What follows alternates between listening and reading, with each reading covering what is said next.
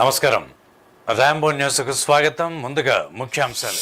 Tadepalli camp కార్యాలయం నుంచి మహిళా అభివృద్ధి మరియు శిశు సంక్షేమ శాఖ ఆధ్వర్యంలో అమలు చేస్తున్న వైఎస్ఆర్ సంపూర్ణ పోషణ పథకాన్ని వీడియో కాన్ఫరెన్స్ ద్వారా ప్రారంభించిన రాష్ట్ర ముఖ్యమంత్రి వైఎస్ జగన్. రైతుల బోరు బావులకు మీటర్లు వద్దు, సిపిఐ డిమాండ్ సింగనమలలో. ఆంధ్రప్రదేశ్ను ఆరోగ్య ఆంధ్రప్రదేశ్గా తీర్చిదిద్దుతాం, అర్బన్ ఎమ్మెల్యే అనంత వెంకటరామరెడ్డి. గుత్తి మండలంలోని సూరసింగనపల్లి చెరువును ప్రక్షాళనకు శ్రీకారం చుట్టాలి, ఆ ప్రాంత ప్రజల డిమాండ్. అక్రమ పద్ధతుల ద్వారా ఆధార్ కార్డులో వివరాలు సులువుగా మారుస్తున్న 5 ముఠాను అరెస్టు చేసిన తాడిపత్రి పోలీసులు. అభినందించిన జిల్లా ఎస్పీ సత్య Yesubabu.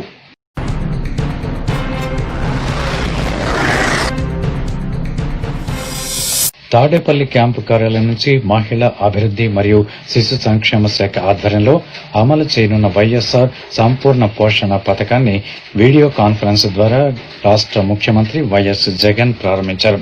Anantapuram collectorate NAC video conference లో ఇందులో పాల్గొన్నారు. ఈ సందర్భంగా కార్యక్రమంలో జిల్లా కలెక్టర్ గంధం చంద్రుడు, ఎంపీలు తలారి రంగయ్య, గోరంట్ల మాధవ్, ఎమ్మెల్యేలు అనంత వెంకటరామరెడ్డి, ఉషశ్రీ చరణ్, తోపుదుర్తి ప్రకాష్ రెడ్డి, మహిళలు కూడా ఈ వీడియో కాన్ఫరెన్స్ లో పాల్గొన్నారు.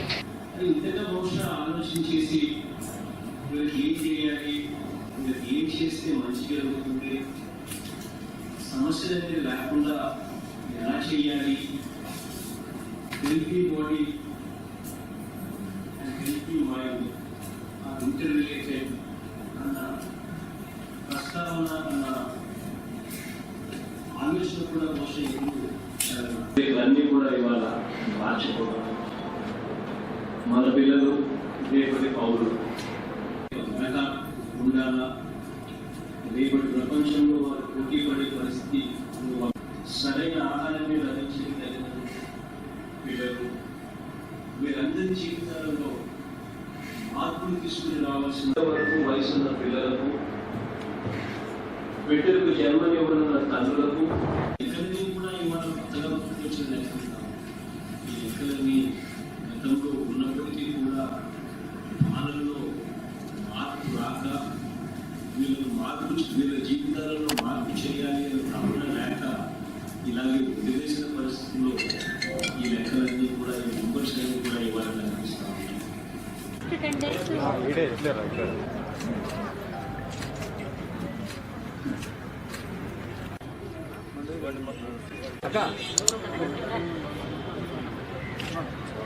సార్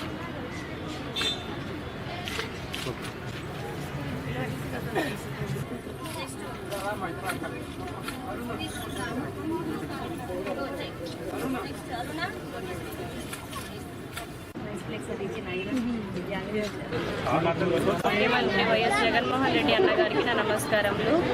నేను భారతి, నా పేరు మాది నాగిరెడ్డిపల్లి, అనంతపురం జిల్లా నుంచి మాట్లాడుతున్నాను.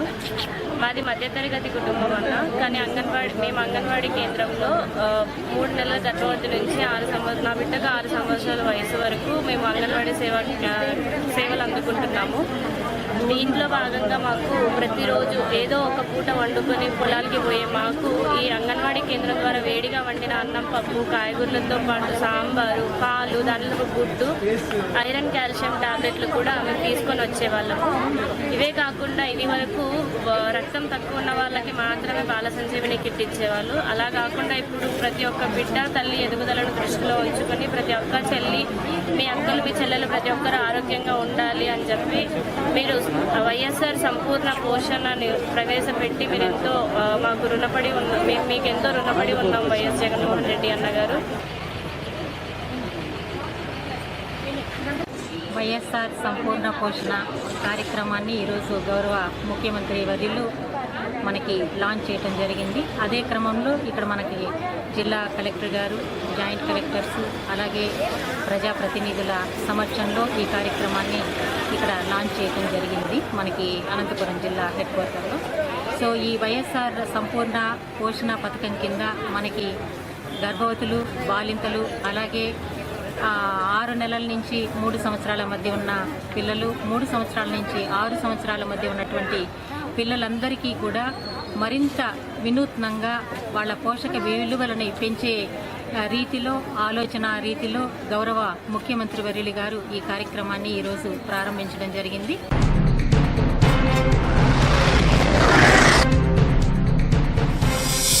రైతుల బోరుబావులకు మీటర్లు వద్దు అంటూ సిపిఐ డిమాండ్ చేసింది.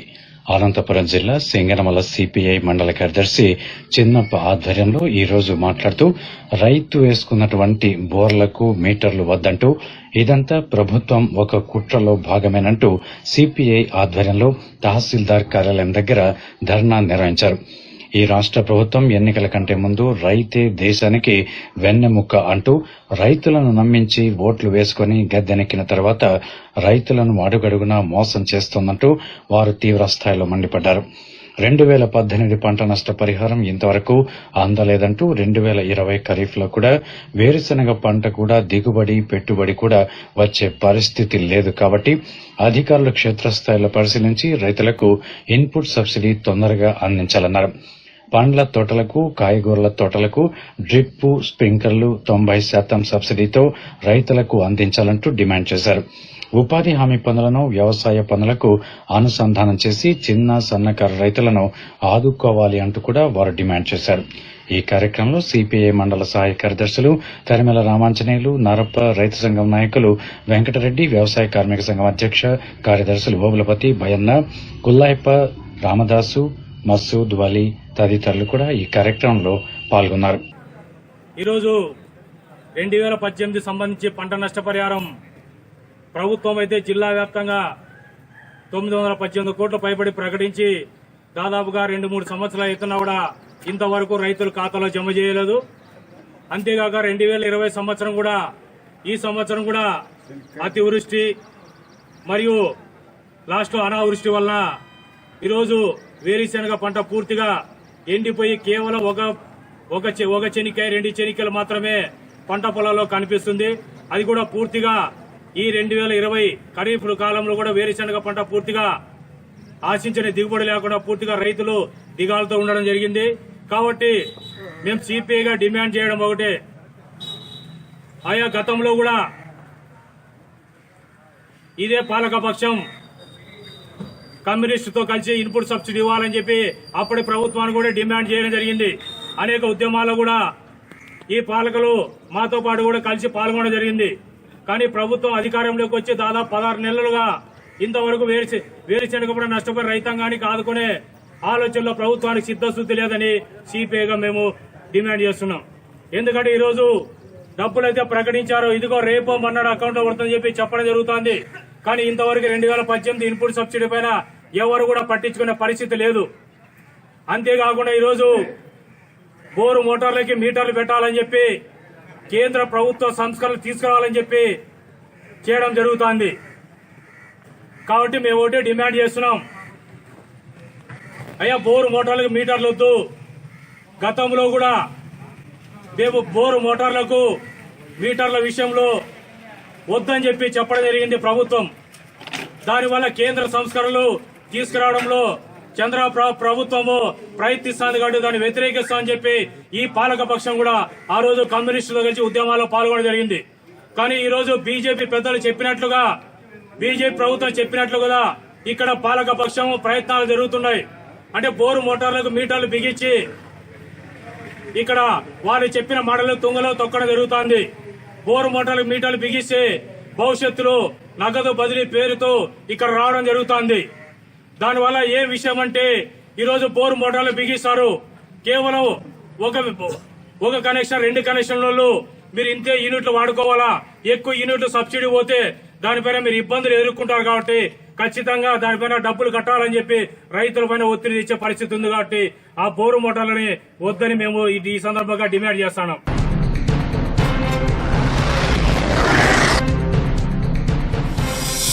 ఆంధ్రప్రదేశ్ను ఆరోగ్య ఆంధ్రప్రదేశ్గా తీర్చిదిద్దడమే ఆంధ్రప్రదేశ్ ప్రభుత్వం యొక్క ముఖ్య ఉద్దేశ్యమంటూ అనంతపురం అర్బన్ ఎమ్మెల్యే అనంత వెంకటరామిరెడ్డి అన్నారు. ఈ సందర్భంగా ఆయన మాట్లాడుతూ ఆంధ్రప్రదేశ్లో ఎవరు కూడా ఎలాంటి రోగాల బారిన పడకుండా ఆరోగ్యంగా ఉండాలన్న ఉద్దేశంతోనే ప్రభుత్వం ఎన్నో చర్యలు తీసుకుంటున్నట్లు తెలిపారు.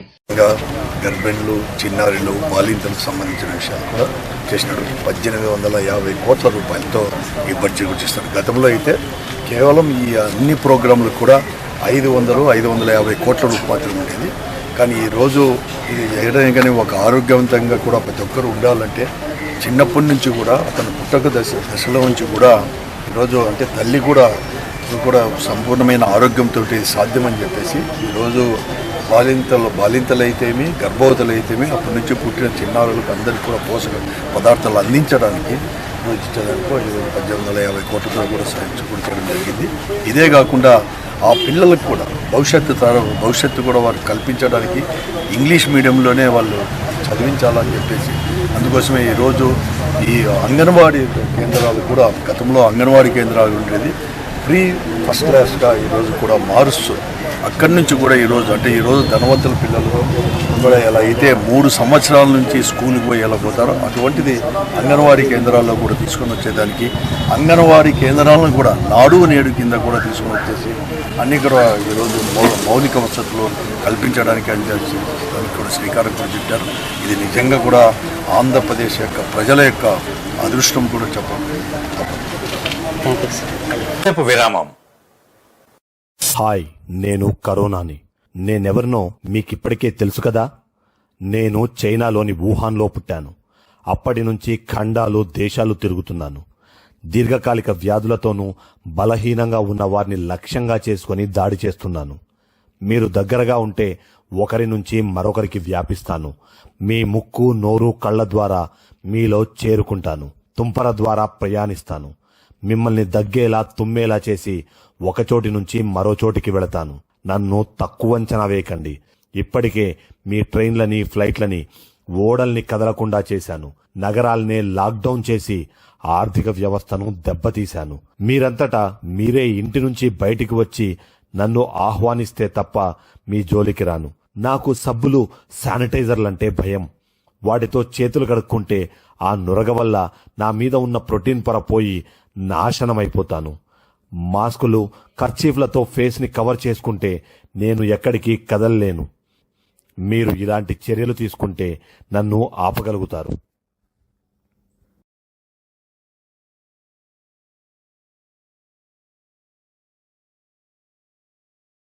కళాజ్యోతి అన్ని రకాల arts, photo frames, mementos, handicrafts కై సంప్రదించండి. Kalajyothi, PLN Reddy complex, Kamalanagar, Anantapur. 9491506650. Audio recording చేయించాలనుకుంటున్నారా? Telefilm shoot, serial shoot చేయించాలనుకుంటున్నారా?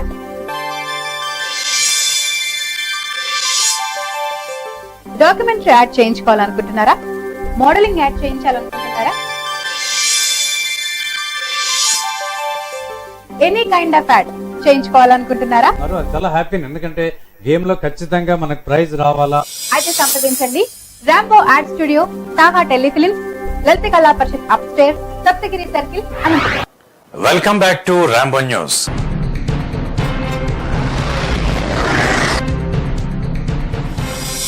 గుత్తి మండలంలోని సూరసింగనపల్లి చెరువును ప్రక్షాళనకు శ్రీకారం చుట్టాలి అంటూ ఈరోజు దాదాపుగా 200 సంవత్సరాల చరిత్ర కలిగిన సూరసింగనపల్లి చెరువు పూర్తిగా కంప చెట్లు, పిచ్చి మొక్కలు పెరిగాయంటూ, అలాగే పూడికతీత, వాటిని వెంటనే ప్రణాళికలు సిద్దం చేయాలి అంటూ ప్రజలు, గుత్తి ఆర్ఎస్ లో ఉద్యోగులు మా ఛానల్ తో మాట్లాడుతూ ప్రభుత్వానికి తెలియజేయాలన్నారు. అయితే అక్కడే ఉన్న చెరువులో మంచినీటి బోర్లు కూడా వేశారు. దాదాపుగా ఎస్ఎస్ పల్లి ప్రజలు దాదాపుగా ఇక్కడ 500 కుటుంబాలకు, గుత్తి రైల్వే స్టేషన్ లో 1000 మందికి మంచినీరు ఇక్కడి నుంచి సరఫరా అవుతున్నట్టు తెలిపారు. ఈ చెరువు గుత్తి ఆర్ఎస్ నుంచి కర్నూలు రోడ్డులో ఉంటుంది. పక్కనే ఎముకల ఫ్యాక్టరీ కూడా ఉండడం, చెరువుకు ఆనుకొని ఉండడం వల్ల వ్యర్థ పదార్థాలు, చెత్త చెదారాలు కూడా చెరువులో ఉండిపోయి నీరు కలుషితమవుతున్నాయంటూ ప్రజలు ఆందోళన వ్యక్తం చేశారు. వెంటనే ఇరిగేషన్ అధికారులు చెరువును ప్రక్షాళన చేయాలంటూ వారు విజ్ఞప్తి చేశారు. ప్రస్తుతం ఉన్నటువంటి కరోనా కాలంలో కాలుష్య నీరు త్రాగడం వల్ల మరిన్ని రోగాల బారిన పడే అవకాశం ఉంది అంటూ వెంటనే అధికారులు స్పందించాలంటూ వారు పేర్కొన్నారు. ఈ కార్యక్రమంలో విజయ్ భాస్కర్, శివ తదితరులు పాల్గొన్నారు. నిన్ననే రాంబో న్యూస్ వారు పొల్యూషన్ కంట్రోల్ బోర్డు వాళ్ళకు కూడా ఫోన్ చేయడం జరిగింది. ఎందుకంటే కాలుష్యం అనేది జరిగిందని చెప్పి ఇక్కడ ప్రజలు కూడా చెప్పారు. ఎందుకంటే ఇక్కడ ఒక ఎముకల ఫ్యాక్టరీ కూడా ఉంది. అలాగే ఇక్కడ చాలా అసాంఘిక కార్యక్రమాలు కూడా జరిగేటట్టు కూడా మా దృష్టికి వచ్చినాయి. ఇలాంటి విషయాలని ఎప్పటికప్పుడు ర్యాంబో న్యూస్ మీకు అందజేస్తుంది. అలాగే ఇరిగేషన్ అధికారులు కూడా ఈ యొక్క చూడండి కంప చెట్లు ఎలా పెరిగాయో, చెరువు అక్కడ కూడా మనకి అక్కడ ముందర గుత్తికోట కూడా కనిపిస్తుంది. దీనికి కూడా దాదాపుగా 200 సంవత్సరాల చరిత్ర ఉన్నట్టు తెలుస్తుంది. ఎందుకంటే ఈ గుత్తి మండలంలో ఇలాంటి చెరువులు, కుంటలు చాలా ఉన్నాయి. సూర్యసింగినపల్లె వారికి రైల్వే స్టేషన్లో ఉన్న రైల్వే ఉద్యోగులకు, వ్యాపారస్తులకు కూడా ఈ యొక్క చెరువు కట్టలో ఉన్న బోర్ల నుంచి మంచినీటిని సరఫరా చేయడం జరుగుతుంది.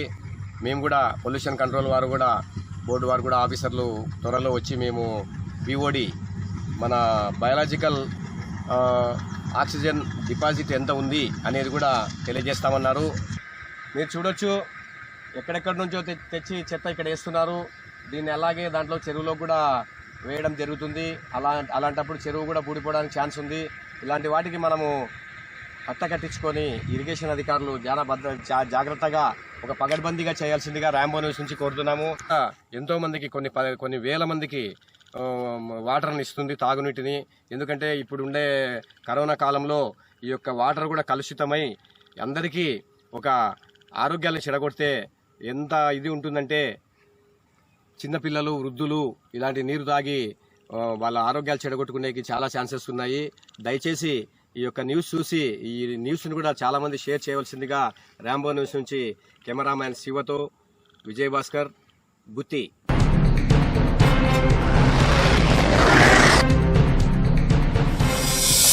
అక్రమ పద్ధతుల ద్వారా ఆధార్ కార్డుల్లో వివరాలు సులువుగా మారుస్తున్న 5 ముఠా అరెస్టు చేశారు. అక్రమ పద్ధతుల ద్వారా ఆధార్ కార్డుల వివరాలు ఎంతో సులువుగా మారుస్తున్న 5 ముఠాను తాడిపత్రి రూరల్ సర్కిల్ పోలీసులు అరెస్ట్ చేశారు. నకిలీ పాన్ కార్డులు, ఆధార్ కార్డుల తయారీకి వినియోగించే 47 సాధనాలను స్వాధీనం చేసుకున్నారు. మీ సేవా కేంద్రాల ముసుగులో జరుగుతున్న మోసాలు బహిర్గతం చేశారు. గత 8 నెలల నుంచి ఈ తరహా తంతుకు ఒడిగట్టినట్లు ముఠా అరెస్టుకు సంబంధించిన వివరాలను జిల్లా ఎస్పీ భూసారపు సత్యబాబు వెల్లడించారు.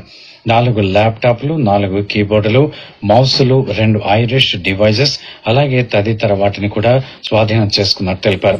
మనం వివరాల్లోకి పోతే అంటే ఈ అఫెన్స్ ని వీళ్ళు ఏ రకంగా చేస్తున్నారని కనుక మనం పోతే ఇప్పుడు ప్రభుత్వ పథకాలకి కానివ్వండి, లేకపోతే ఏదైనా డేట్ ఆఫ్ బర్త్ ఆధారంగా ఉన్నటువంటి ఆధార్ కార్డుని డేట్ ఆఫ్ బర్త్ ఆధారంగా తీసుకునేటటువంటి ఎక్కడెక్కడైతే అవసరాలు ఉంటాయో ఇటువంటి అవసరాల కోసం ముఖ్యంగా మనకి కొన్ని స్కీమ్స్ కి కొన్ని ఏజ్ క్రైటీరియా ఉంటుంది. సో కొంత పెన్షన్ స్కీమ్స్ అయితే 60 years దాటాలని, మరికొన్ని స్కీమ్స్ కి 45 years దాటాలని, ఇట్లాగా వేరు స్కీమ్స్ కి వేరు ఏజ్ క్రైటీరియా ఉంటుంది.